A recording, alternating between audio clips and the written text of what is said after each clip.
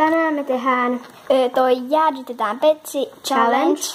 Ja Niin. me jäädytetään siis tämä kauno. Ja tähän Coca-Cola.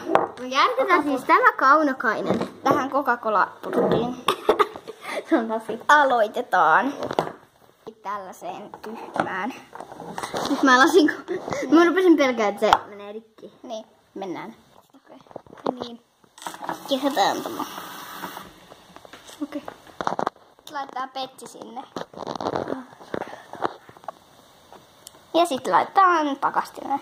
Meillä on ongelma. Mitä? Ei pysy tuo pohjassa. No ei se mitään. Teki ihan kokospetsokkin näin. I have an idea. What?